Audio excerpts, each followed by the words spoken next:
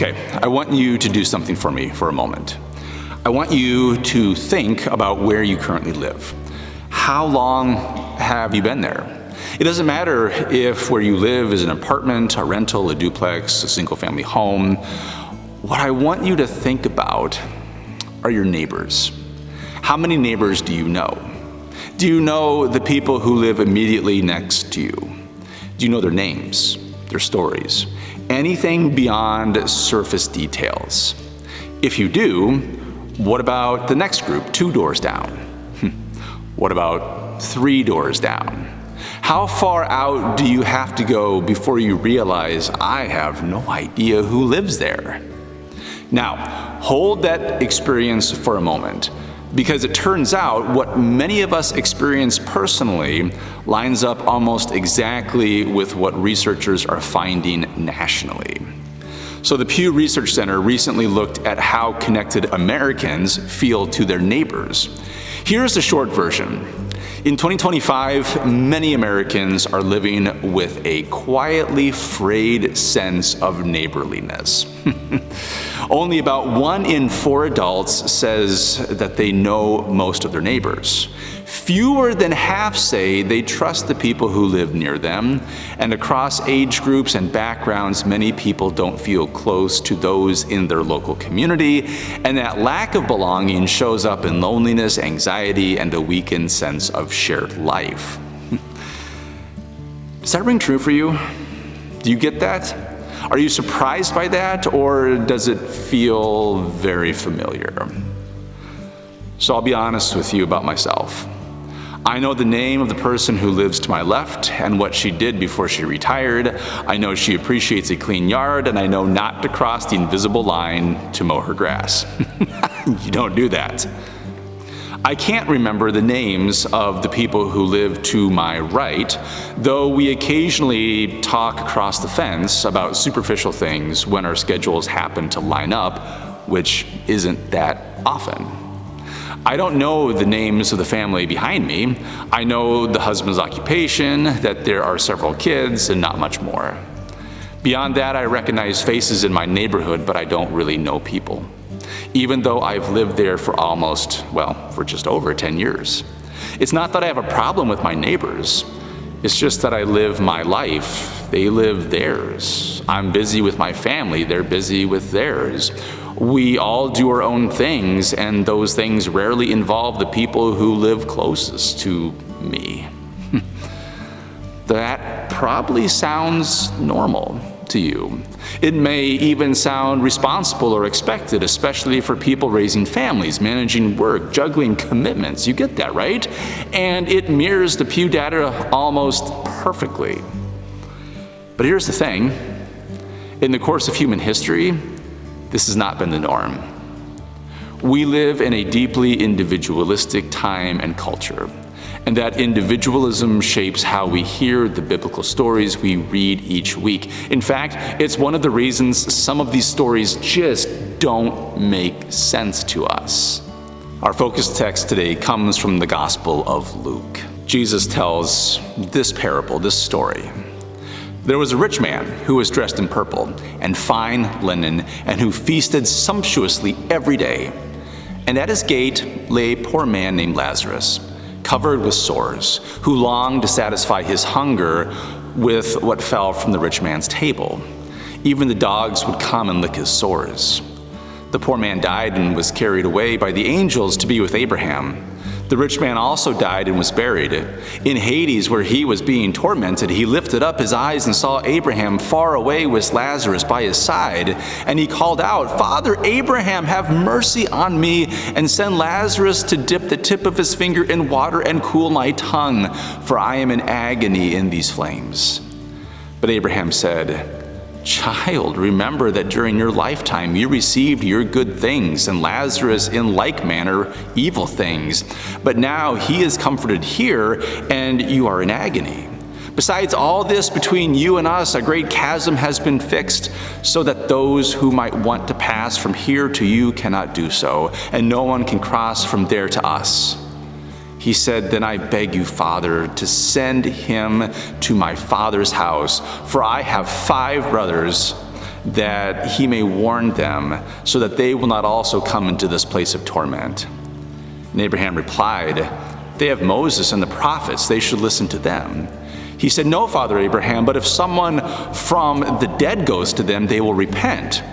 He said to them, if they do not listen to Moses and the prophets, neither will they be convinced, even if someone raises from the dead. So take today's focus text, the rich man and Lazarus. From an individualistic viewpoint, the question we want answered is simple. What exactly did the rich man do wrong? Did he harm Lazarus? Did he cause his suffering? Did he mistreat him directly? Surely there must be something more, because how could someone be held responsible for another person's life? There are rich people and poor people everywhere throughout the course of time, history, and there will be in the future. Everyone has to make their own way. What happens to someone else can't possibly be my responsibility, right? Here's what we need to understand. In the Gospel of Luke, Jesus consistently frames God's kingdom as a reversal of social, economic, and moral expectations. This story exemplifies what Jesus has been teaching.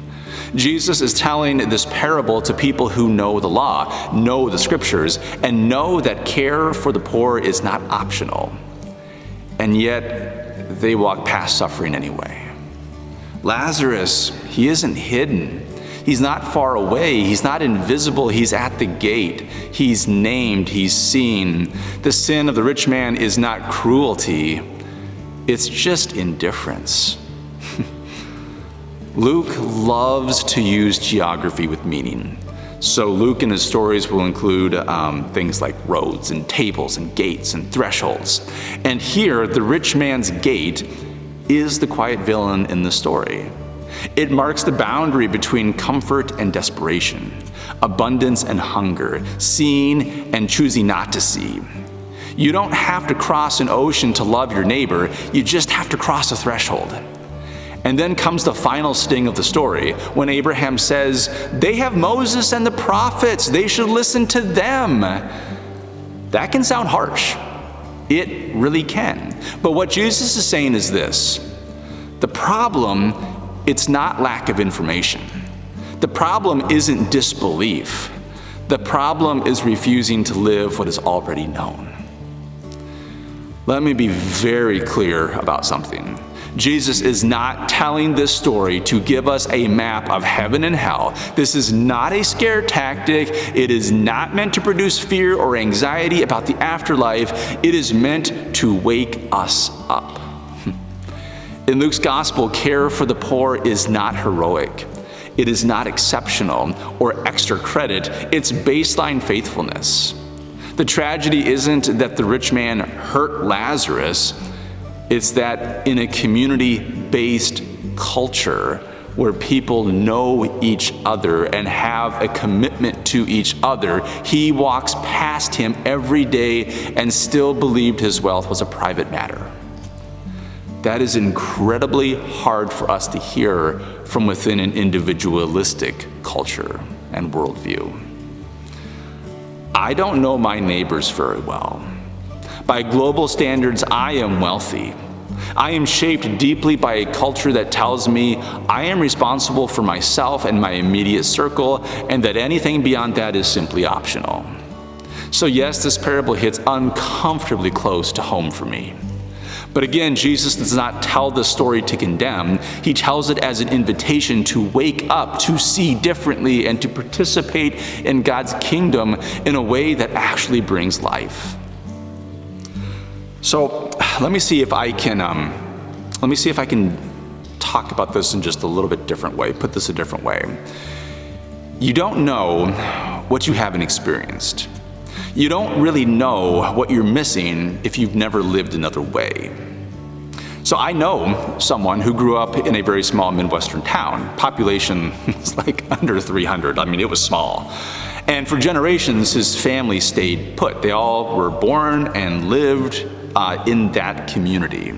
Traveling wasn't that important. Leaving wasn't encouraged. This was home. This was enough. That was the value he was raised with since he was a kid, and he was fully committed to that life and his family and all of that.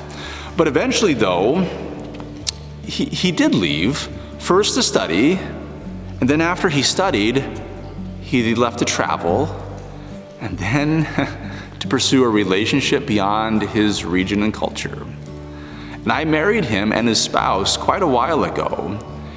And it was interesting because his family did not understand his choices.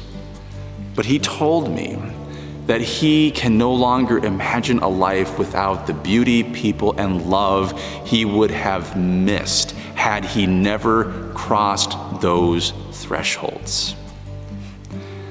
After a few years, his family has grown more curious, more open, more interested. That's how expansion works. What thresholds should we cross to experience a life we did not know that we're missing? The biblical story asks the question again and again in different ways. It asks, am I my brother's keeper, so to speak? Everything in me and in my culture wants to say absolutely not. Take care of yourself, take care of your family, other people will do the same. You get what you earn, your resources are your business. And today, in our text, Jesus gently but firmly says, you are missing so much.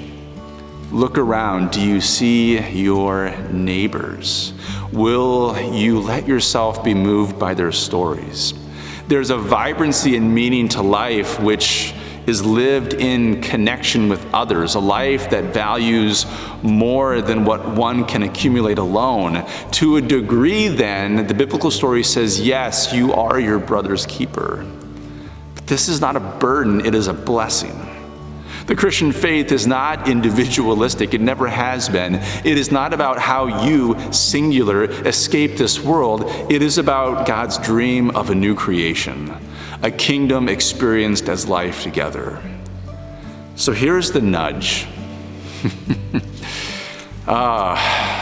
Pay attention to the threshold, Jesus says. Learn a name, learn a story, listen to a story. May you come to see that you are part of something much larger than yourself.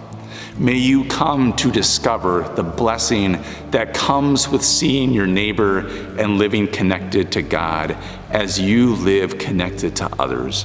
This is the good news that we hear today. Thanks be to God for that. Amen.